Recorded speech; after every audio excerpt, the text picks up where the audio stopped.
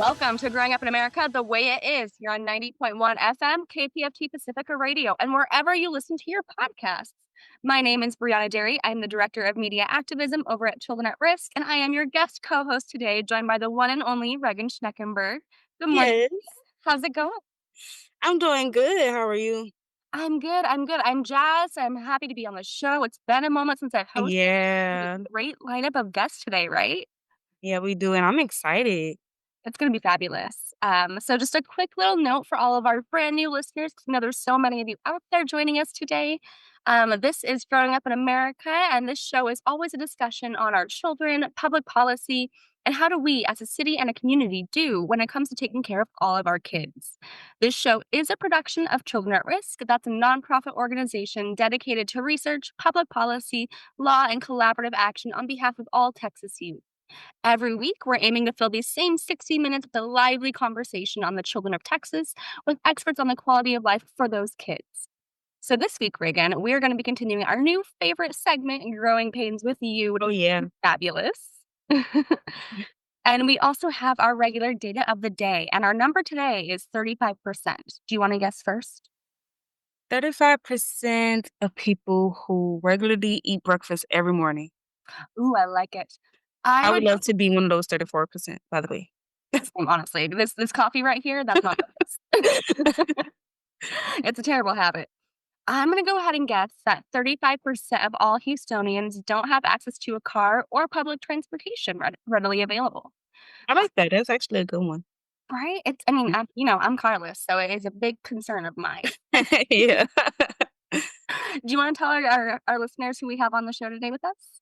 Oh yes, definitely. So we're first joining by Michael Mireles, right? I hope I said that right. Yes. Yeah.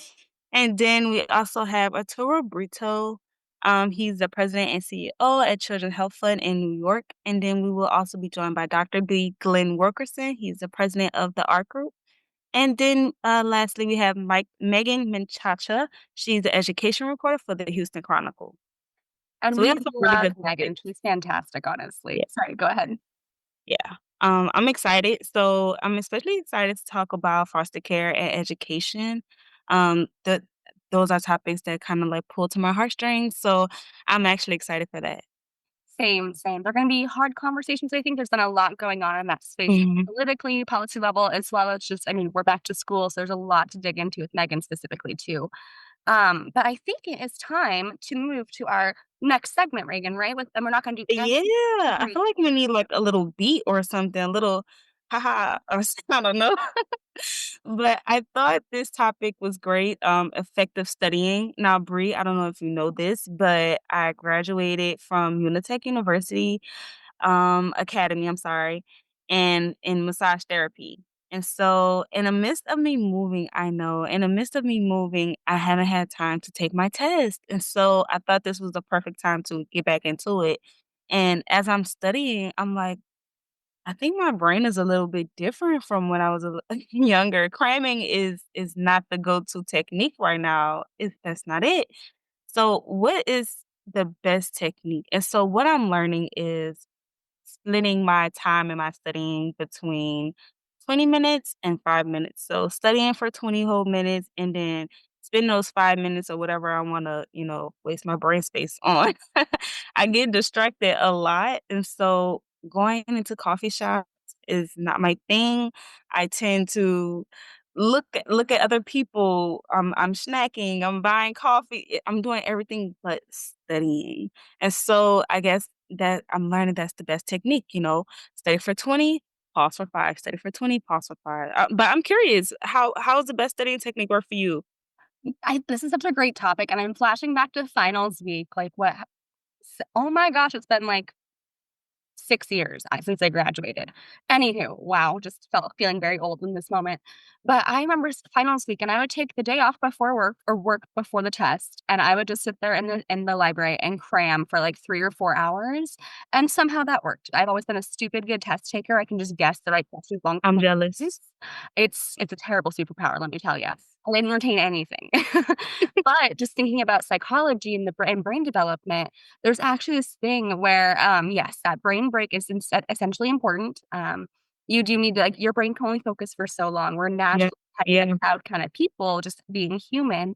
But there's also this thing where if you it's this the space that you are in physically, emotionally, and mentally is Mhm. better for studying. And so, if you are in the same coffee shop every day studying, your recall is gonna be better than if you're studying in a different space every day, or if you're studying angry one day and then really happy the Mhm. next. Your brain's gonna have trouble connecting those pathways to access that information that's stored in those neurons.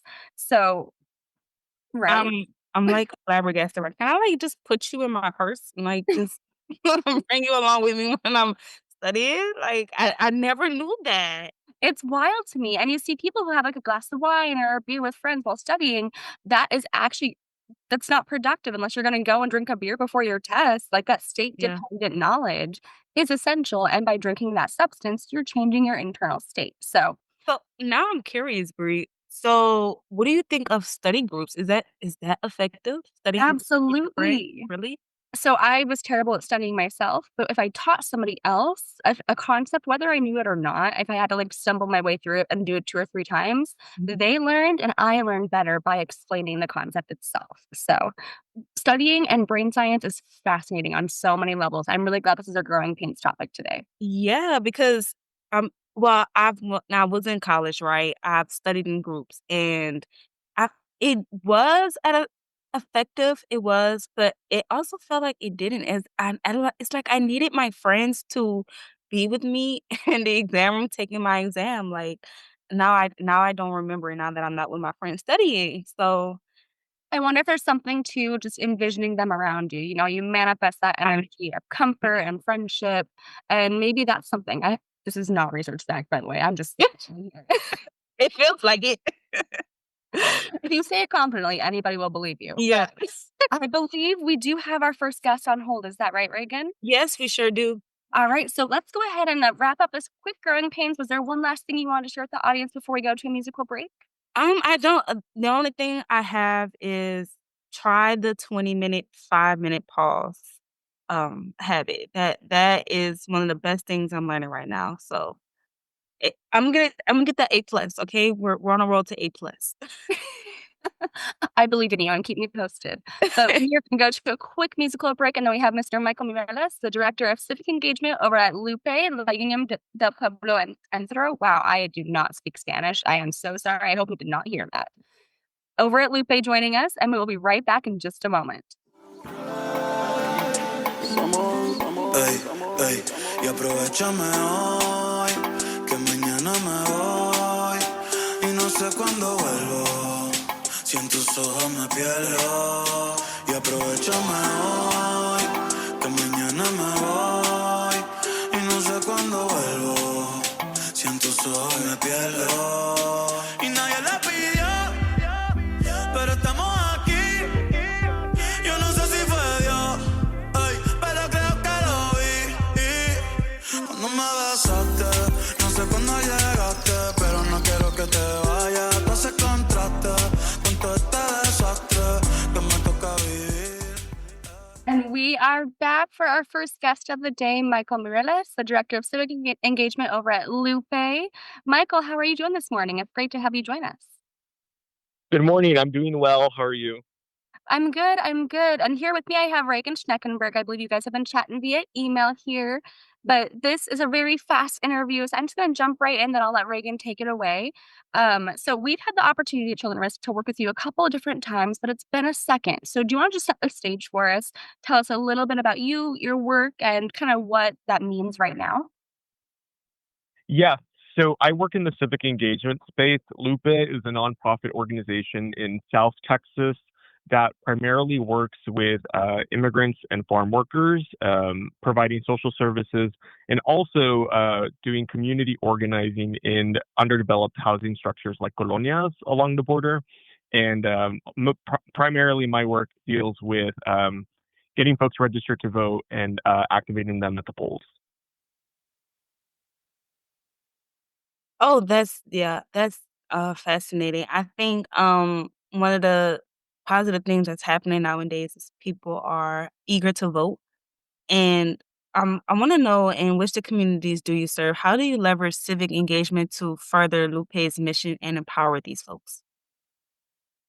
Yeah, so usually what we tell folks, right, is that even when we were talking about the redistricting cycle that just recently happened, and I think is very foreign for a lot of people.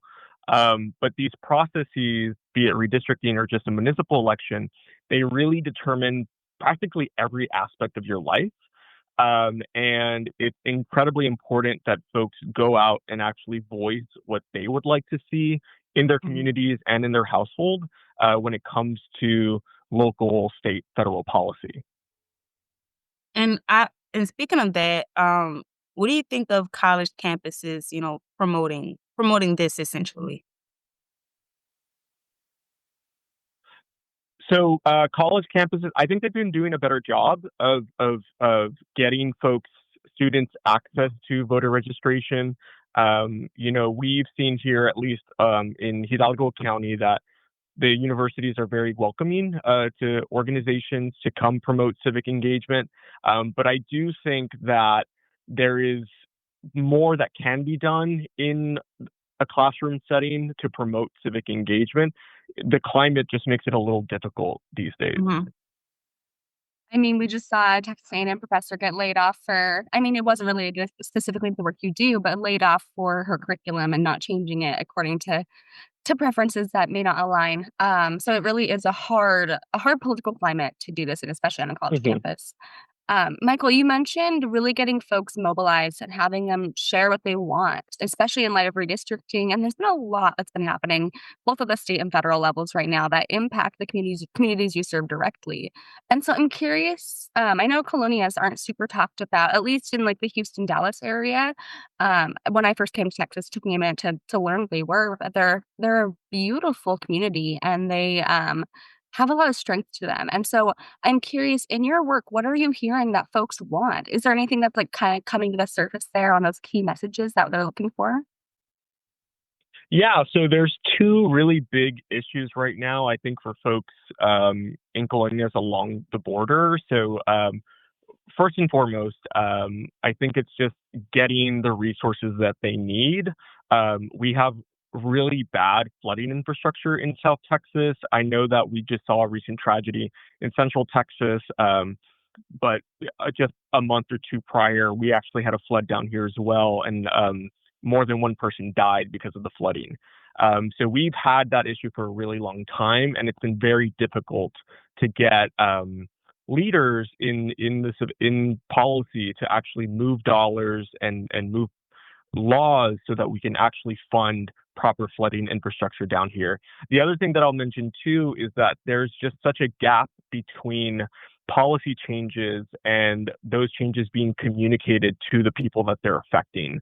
So I know that during the legislative session, so many bills came and were passed that fundamentally changed the way that we live, but the actual communication of those bills to people who live in the state of Texas is so poor. And I know that we're seeing the effects of that right now with a lot of families that are going back to school. They have to sign a waiver so that their kids can get medical attention at the schools. That's not something that was properly communicated. And right now we have a lot of members of LUPE who are calling in to ask us, what is this form? What is this document? What does this mean for my kid? Is this a trap?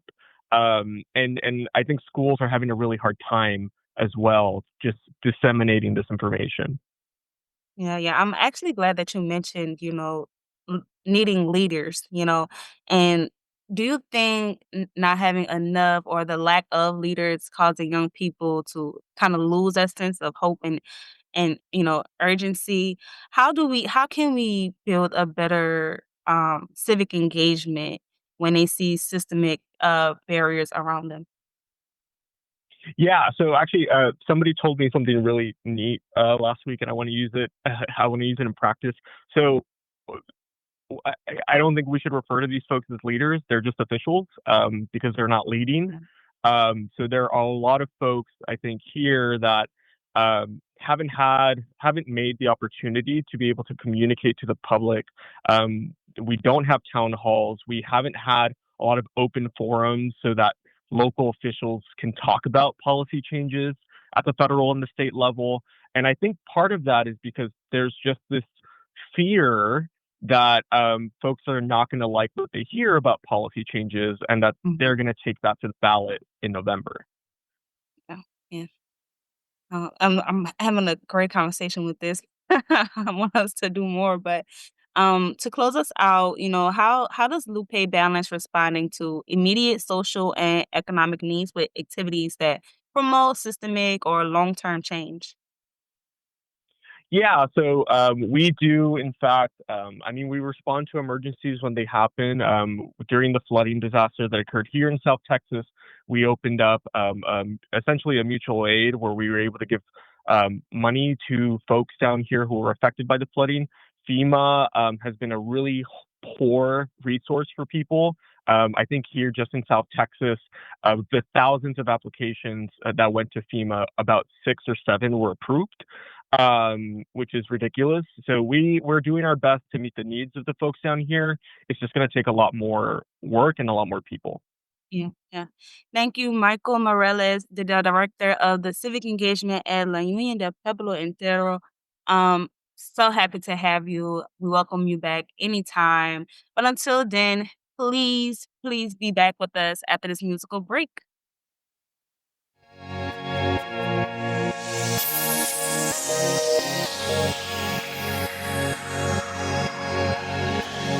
Turn the lights on.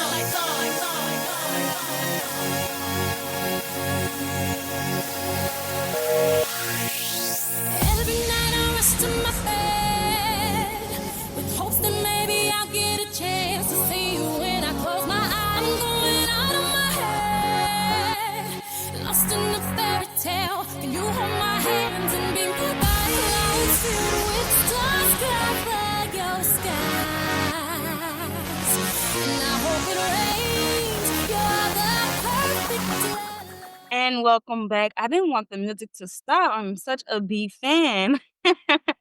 I know, same. I was jamming over here. Okay, for our next guest, we welcome Arturo Brito. He's the president and CEO of Children's Health Fund in New York. How are you doing, Arturo? I'm great. How are you doing today? I'm doing good. I'm excited. You know that this interview has been waiting. It's been waiting, and I am just so happy to have you join us for the first time. And so, just for our listeners, will you just set the stage for us? Tell us who you are and what kind of work do you focus on? Yeah, so I am a community pediatrician and I am the president and CEO of the Children's Health Fund. We are a national organization where we have 24 programs in 15 states, Washington, D.C., and Puerto Rico. And of course, 2 of those programs are in Texas. And we focus on bringing through our national network comprehensive health care to children growing up in under-resourced communities. We care about all children in this country, and we think they should all have access to the health care they need to thrive and succeed. Yeah. What led you to work in the healthcare space? I understand that you're a CEO and a pediatrician, right? Correct, correct. So maybe, I'll answer the question, and then I'll talk about what led me to what I'm doing now. So I always loved science when I was young, and I love the connection between science and humanity. And then to take it further, why did I become a pediatrician? I understood when I was going through medical school that, the earlier you start in life, the better off people are going to be, and the healthier, the better chance you have of someone growing up healthy. And that's why I went into healthcare, because of my passion for science, and I love working with people. And then pediatrics, because of the potential we have of making a difference in someone's life early on.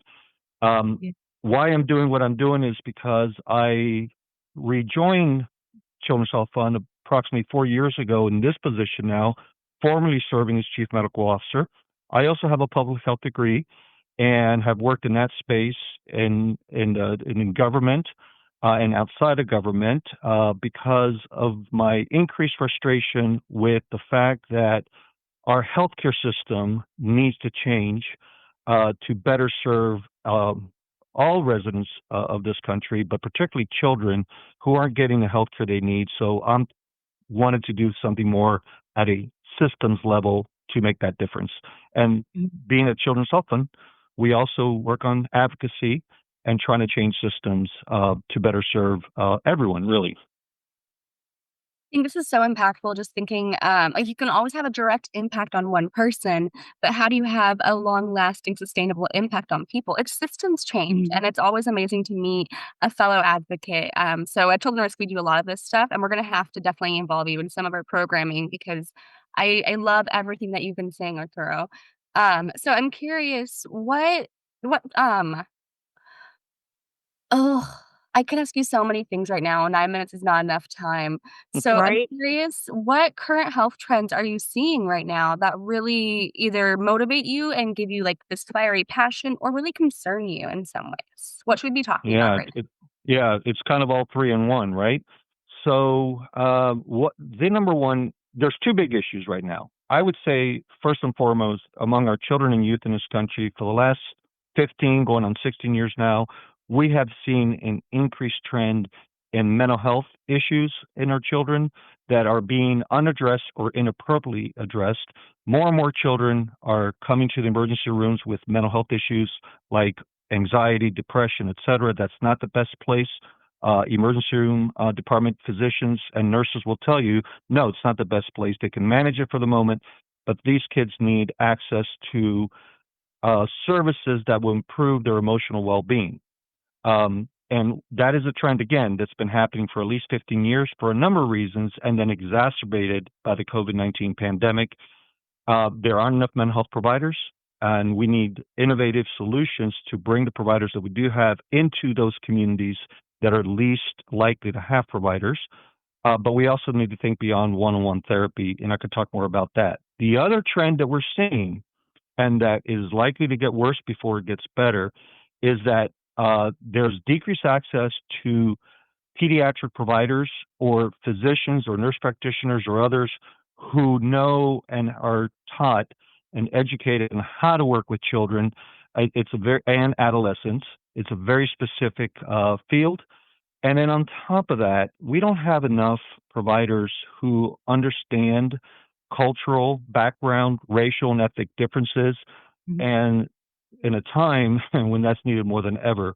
So all of that combined, the disparity in healthcare in in a lot of communities, both urban and rural in this country, and the rising mental health crisis that we're seeing are just, I would say, they're the top two issues we are experiencing. And in Texas, as well as the rest of the country, that's certainly the case. Mhm. And, I always think that, often Medicare providers and even other leaders, I feel like they often wait until they see a physical or a visual sign of something's wrong in a child. I feel like when children are younger, they don't really get that necessary care and attention as they should, and maybe that could have prevented, anything that happened as they're older. Why do you think it's so important to focus on children's health early rather than waiting until, problems become more serious later in life? Yeah, absolutely. I mean, decades of research, all the data show, and the practice of pediatrics is built around exactly that. The earlier you identify a problem, you can manage it better. You have a better chance for that child to grow up healthier and become an adult who is healthier. And the earlier you provide preventative care, the less likely a child is to develop a problem like type 2 diabetes because you can prevent obesity from happening, etc. Or if a child, for instance, a good example, has breathing problems early in life, it may or may not be asthma, but if it is asthma, it can be well controlled early on in life and throughout life. And of course, the basic tenet of pediatrics is the bond between that child and their mother, father, or whoever is taking care of that child. And my experience is parents really want what's best for their children. However, Mhm. not everybody has the same opportunity to provide the best care because they may not have had the opportunity, or they may be stressed in their life. And sometimes providing care to the parent is providing care to the child, making sure that parents have access to the health care they need. And this is something we do in connection with the services we bring to children all over the country. We also connect parents, or sometimes, in some cases, provide care to the parents in the same vein that we do for the children, because if you don't have a healthy parent, you're unlikely to have a healthy child. And yes, I totally agree. I wish we had more time because now you just sparked another conversation for me. Now, Right. I appreciate this so much, Arturo. Now, in our final minute, is there anything you really want to share today that you didn't have an opportunity to? Yeah, I'd like for people to learn more about who we are, and we welcome any ideas. We are Children's Health Fund. You can find us at childrenshealthfund.org. And we are an organization that's been around since 1987. And again, our national network brings healthcare services to kids either through mobile clinics.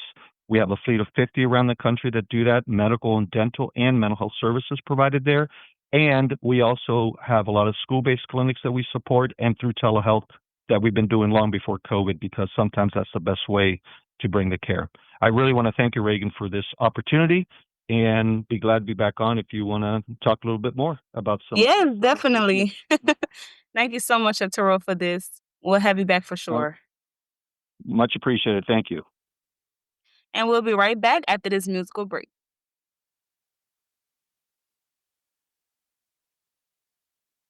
From the handle, making weird signs. Things I've never seen before. Behind the doors, an imagination. Weird signs. Not what teachers said to do. Making dreams come true. Living tissue, warm flesh. Weird signs. Plastic tubes and pots and pans. Bits and pieces. Bits and pieces. That song is always such a mood. I love it. I love it. Now we're moving to my weekly favorite segment. This is our Data of the Day with the one and only Dr. Data, Dr. Christopher Kulesza. How are you doing today, Chris? I'm doing well. How are you? I'm good. I'm good. So I have Reagan on here.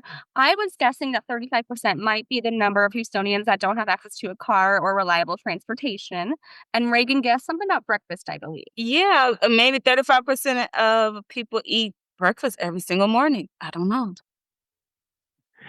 So that is the percentage of Americans that say that college is very important, and that is way down from 2010, where it was close to 75%. So we've seen a decline from 75% down to 35%. I mean, Wow. that's like nearly half of what it was. That's Yeah. wild. Right. And I mean, there's a lot of different things, of course, that are driving this. For one, just the cost of college. We know that the cost of college has gone up significantly year per year, far outpaces regular inflation in many states, especially as a lot of the state governments have pulled back funding for their state institutions. So even, in state tuition has become very expensive. But also, we have to consider the fact that there is a bit of a partisan divide with this. If we're looking at the numbers in general, we still see that Democrats are more likely to say that it's more important, but they're at 42%. Republicans are at 20%. So we've seen a clear across reduction in the number of people that say that college is important, regardless of the demographic and the income level. So, what do you think is driving this? I mean, it's bipartisan largely, and it's a serious reduction. Is it a greater focus maybe on non-college oriented skills like mechanic, carpentry, plumbing, etc., or is it something else? Right. So I think for one, we have to consider the cost, of course, that a lot of people, especially, in certain disciplines, though not always the disciplines we think, we oftentimes think that underemployment happens, among, just the liberal arts and the humanities students. No, we see underemployment happening in places like biology, physics, so on and so forth. So there's this perception that, of course, if you go to college, that really you're going to be getting into so much debt and you're not likely to get necessarily a good job afterwards. Now, that's not entirely true, because if you're looking at the numbers in aggregate, those that go to college, those with a bachelor's degree, end up making about double that of those that are in that only have a high school diploma. So really, there's a bit of a difference here in some cases between the perception and what the economic numbers actually look like. But of course, there is more of an emphasis on this non-college education, going for technical training, so on and so forth. We've seen that, with the expansion of community college. And in fact, even at the federal level, we've been seeing a bit with President Trump trying to even change some of the grant dollars that were supposed to be going to some of the research institutions and redirect them to the community colleges and other institutions. But at the end of the day, still, the numbers do show that those with bachelor's degrees still do end up making more, even if we compare it to those in apprenticeships or with the community colleges.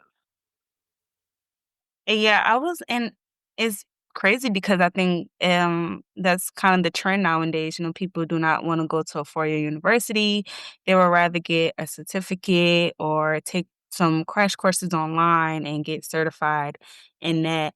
And I know that you just said it doesn't compare, but when we say compare, are we talking financially, or are we talking, maybe mentally and physically? Maybe it's better mentally for someone to take a certification course rather than go to a four-year university. Yeah, and you make a good point with that. So financially, we still see that those who have a college degree end up making more. At the end of the day, though, college isn't necessarily the best arrangement for everybody, right?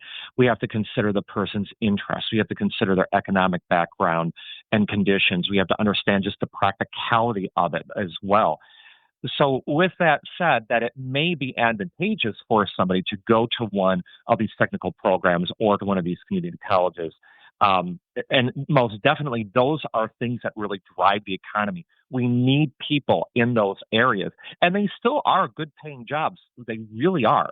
But when we do see the perceptions now that college itself is not worth it, the numbers don't really stack up. But with that said, too, college enrollment is still healthy, and the number of applications is still healthy. So while we have these numbers showing that people don't necessarily value an aggregate college as they used to, people are still applying and people are indeed still going. Yeah. Well, that is hopeful, and I think we'll just see where this trend takes us in the next couple of years. It's been a weird time since the pandemic and with the economy, so I completely understand the cost of college. It's hard to access these days unless you have a lot of financial help. Dr. Data, we are in our final minute for this special segment. Is there anything that you haven't said yet that you really need to say? I'd just like to say, too, that I think some of this is driven by politics, to say that, college is only a place for those that are left wing or whatnot. That is not true. It really isn't the case. And I will say that, that on many college campuses that there are still very healthy, conservative movements out there. And I personally do think that it's overblown, and that everybody can benefit from a college education. That does remind me when I went to college in rural Idaho, surrounded by farm fields. Our focus is engineering and farming, so very red-leaning things in a red state. And my dad had the audacity to call me a liberal yuppie. So, no. That's a great point, Dr. Kulesza. Thank you for being here. This has been a fascinating conversation, and we will chat with you next week, okay? Talk to you later. Bye. All right. And up next, after this quick musical break, we will be speaking with Dr. B. Glenn Wilkerson, the president of the ARC Group, on foster care. So you don't want to miss this great conversation. We'll be back in just 1 minute.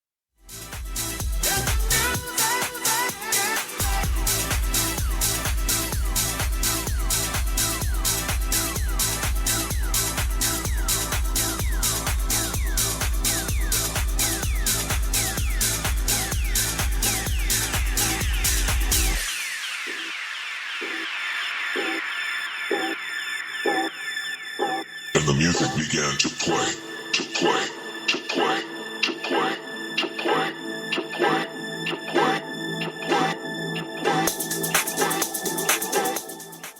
All right, and we are back with our third guest of the day. We are talking foster care with Dr. B. Glenn Wilkerson, the president of the ARC Group. Good morning, Dr. Wilkerson. We're so happy to have you on today. I know foster care is a topic near and dear to all of our hearts, and I think there's going to be a lot to chat through on this conversation. Morning to you. Good morning. Good morning. So just to kick us off here, it's going to be a fast and fun interview. So can you just give us a quick little lay of the land? What is the work you do and why is it so critical right now in 2025? Well, I'm president of the ARC Group, which is a nonprofit that is dedicated to helping parents provide the unconditional love and care that creates high self-esteem and elevates the self-concept of kids. And we've been working with Texas schools for the past 32 years. And our primary program is called ARC for Parents and Caregivers. It's research-based. It's won the Texas Governor's Award for Excellence in Programming, Spanish and English, and its purpose is to help parents nurture the emotional well-being of kids. And our board has decided that we could probably impact more at-risk families working with foster care services than we can working with schools. So we're moving in that direction, and we're offering our program pro bono to foster care services here in Houston, Harris County, and surrounding counties. It's called Region 6. The importance of this is that if we can help parents be intentional about nurturing the emotional well-being of their kids, it will bolster their self-esteem. And kids react to the world around them the way in which they feel about themselves. They don't like themselves. They're going to be confrontational and argumentative at school, at home. On the other hand, if they like themselves, if they feel loved and wanted and have been nurtured, then they will carry those inner feelings into the outside world and will be a joy to be around. They'll be productive and are likely to live lives of joy and productivity. So we're trying to do the best we can working with the foster care services here in Houston under the rubric of the Texas Department of Family and Protective Services. There's 3 agencies: CPI, the investigative arm, family-based services, security services. Those 2 agencies work with at-risk families, trying to help them improve their parenting skills and prevent them from having the kids having to be sent to the 3rd agency, which is CPS, which is foster care. So we're going to be working primarily with the first 2 agencies, using encouraging them to use our parenting program. There's two courses, 15 one-hour courses, research-based with the University of Texas School of Public Health, and use those courses to help the family improve their parenting skills so that they can keep the kids within the family and avoid having to send them to foster care. So that's what we're about. I'm glad that you actually mentioned, a good positive self-esteem. And I feel like that's something that we don't really pay attention to. Now, what does a healthy, positive self-esteem look like in a child? And how can parents and caregivers actively help build on that? We've done some research at the University of Texas School of Public Health and discovered that positive self-esteem in kids is not created through a child's performance. That was the old self-esteem theory of the 90s and the early 2000s. Healthy self-esteem in a child is created by a child's having a relationship of unconditional love with at least one adult who's primary to that child's life. Mm. Who will say to the child, if you misbehave, trust me, there's going to be consequences. But you're my child, and I love you. There's nothing you can ever do to keep me from loving you. Yeah. That gift of unconditional love allows the child to value himself in spite of his imperfections. That's the key to high self-esteem. Mhm. We can help the adults, help parents to be intentional about nurturing the well-being of the kids. Kids come into foster care, they're feeling unwanted, unloved, and if a good parenting program, and we feel like ours is just excellent, ARC for Parents and Caregivers, can help parents to be intentional about showing unconditional love and care, elevating the self-esteem of kids, which is critical in terms of preparing them to join the outside the world beyond foster care. And one of your key services is foster care training. Can you tell us just a little bit about that, what it entails, and how long it takes, and what kind of caregiver is right for this kind of role? Every caregiver, whether it's a family that's really good at raising kids or families that are at risk, we all need additional training and help, in my opinion, to perform what is the most difficult and yet most important job in the world, and that's raising kids. Mhm. And particularly offering our program pro bono to foster care services here in Houston, Harris County, will enable the caseworkers to share our parenting course with the at-risk families. It's we have 2 courses, 15 total 1-hour courses. They are in Spanish and in English and are taken online. So we're training the caseworkers from and CPI and the family-based security services, again, which are the 2 services that work with the families prior to the kids being funneled off to foster care, working with them, training the caseworkers on how to share our online program with their client families. Mhm. And just before we go, we have about maybe 1 minute left. What is one thing that you wanted to share today that you haven't had the opportunity to? Well, we're offering this program, our the Children's Center for Self-Esteem, AKA, we'll go by the ART group, offering it pro bono. And so there's no money from the legislature to provide for parenting courses in the training of foster families, which is a huge omission. And we think it's important that they have that training. So we're offering our parenting training for free. And we're going to need some help raising money to fund it because the legislature has not provided any money for parenting courses in the training.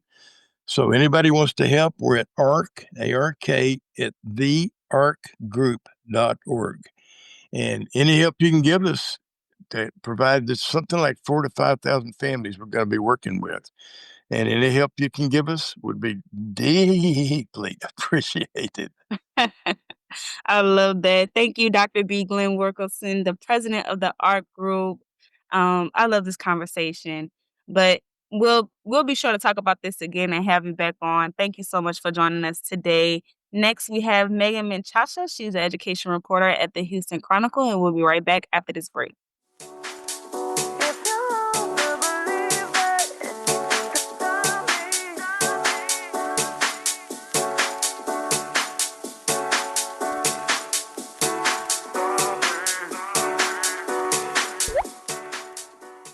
And we're back. I'm a little bit excited for this one because I feel like this was a brand new topic that I had no idea about. Bree, I'm looking at the questions and I'm like, wow, I'm just interested. Tell me a little bit more. Well, and we love having Megan Menchaca on. She is one of our favorite regulars. She is a senior HISD reporter of the Houston Chronicle, so she knows all things education, both Houston-based and statewide. The mass of knowledge she has is just very enlightening, incredible, wonderful. So, Megan, welcome. I'm so happy to have you back today. Thanks for having me. I'm not sure I can live up to that intro, though. Oh, you're always so humble. Get out of here with that. Now, we don't have a ton of time, so I'm just going to dive right into it because I always like to just ask you what is most top of mind for you. So the new school year is in full swing. There's been some local HISD stuff happening. There's been some statewide changes to education. So for you, in your really unique perspective of just watching all this happen across education, what are you most focused on? Yeah, I think what I'm most focused on is how lawmakers, I think one of the biggest things that has happened is the vote to overhaul the STAR exam and replace it with 3 shorter tests that passed just a couple weeks ago. It was supposed to pass in the regular legislative session. The lawmakers couldn't come to an agreement. And then 3-4 months later, they finally ended up doing so.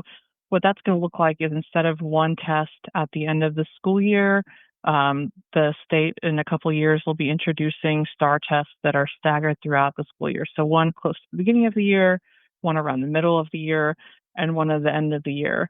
And one of the argued benefits for this is that you get to track students' progress throughout the year.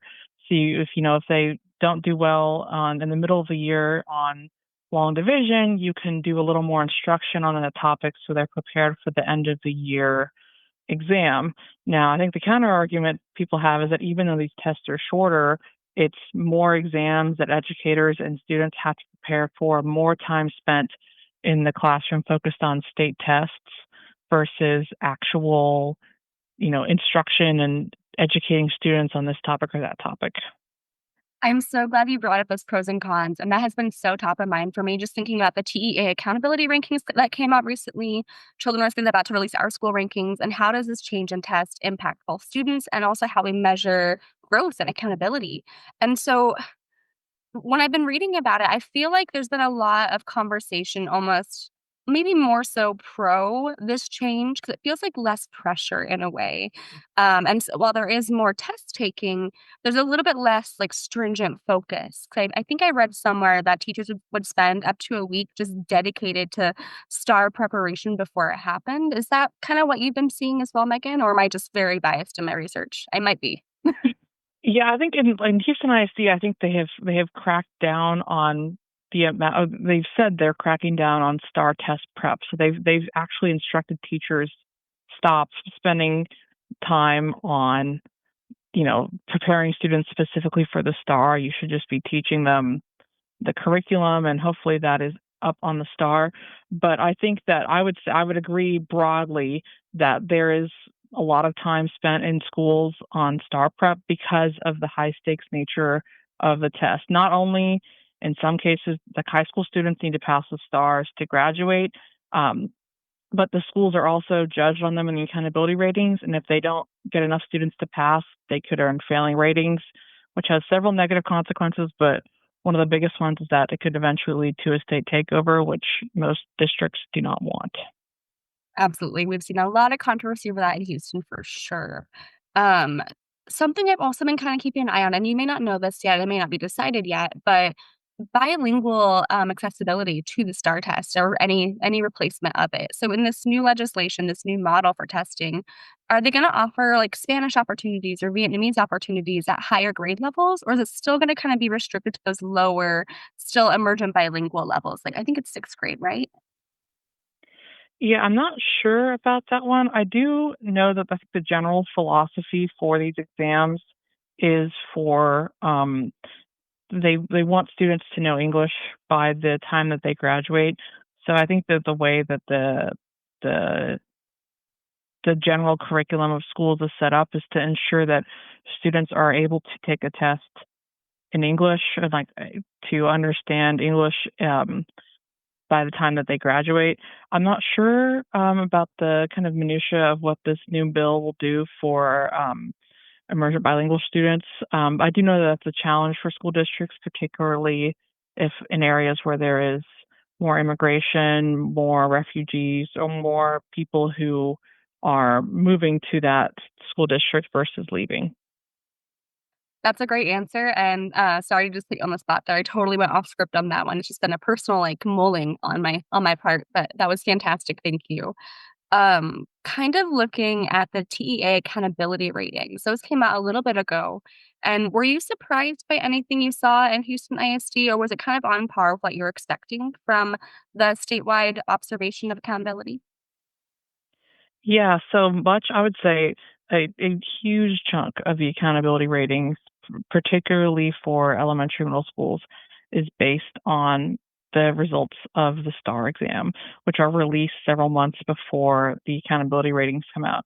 So you generally can have a good sense of if the accountability ratings are going to improve or go down based on the STAR results. And HISD reported it hasn't reported continuous improvement on the STAR exam. So it's not a huge surprise that the school's accountability ratings also went up when that happens. What is a notable fact is that the district reported no F schools and I believe 18 D schools. That's down from more than 120 D and F schools. 2 years ago.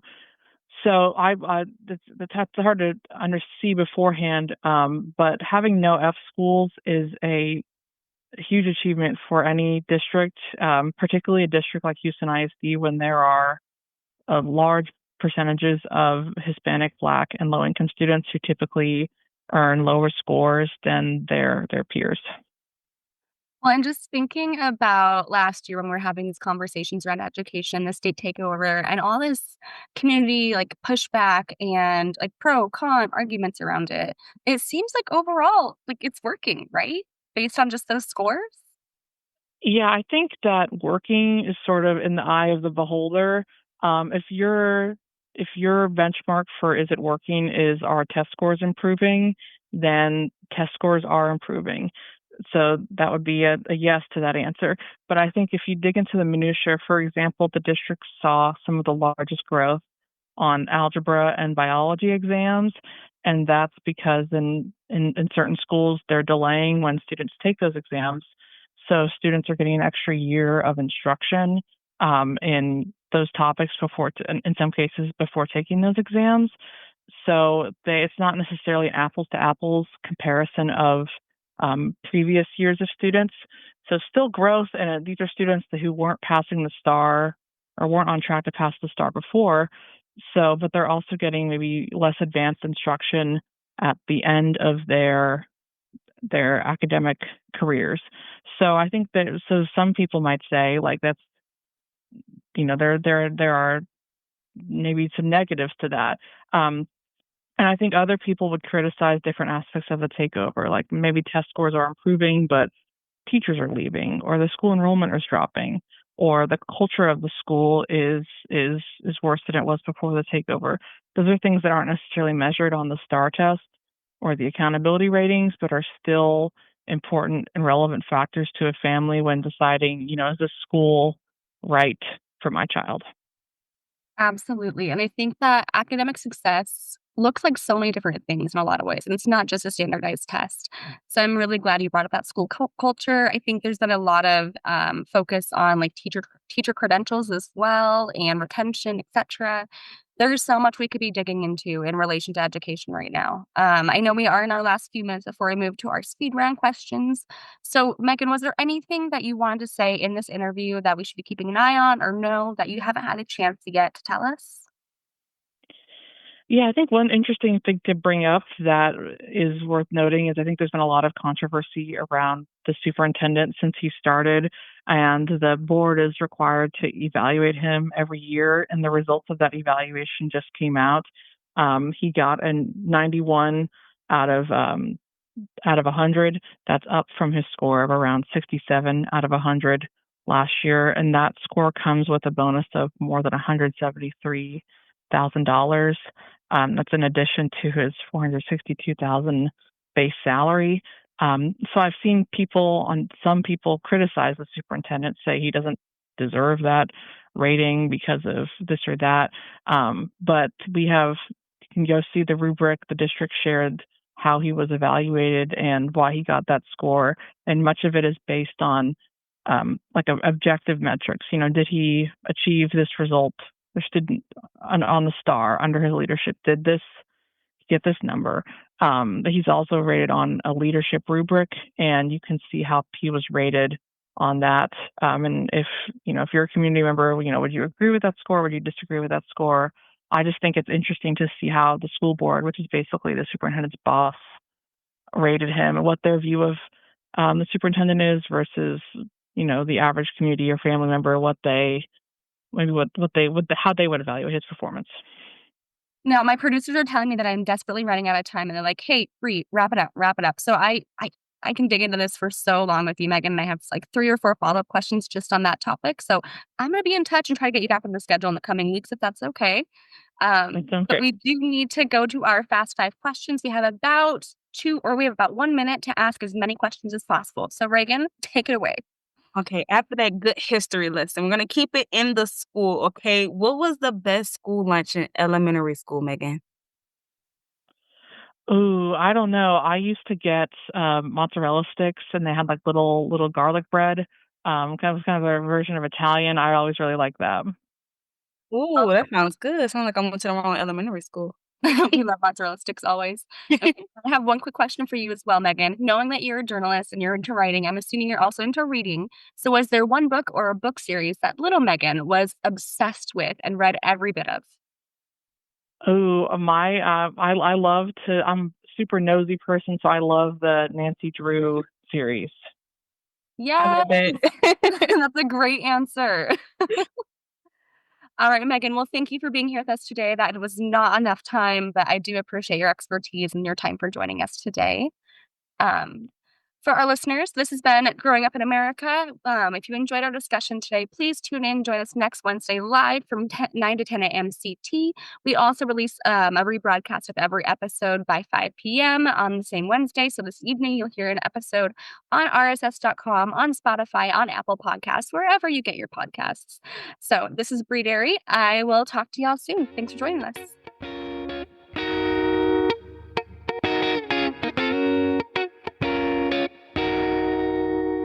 I hopped off the plane at LAX with a dream, my cardigan.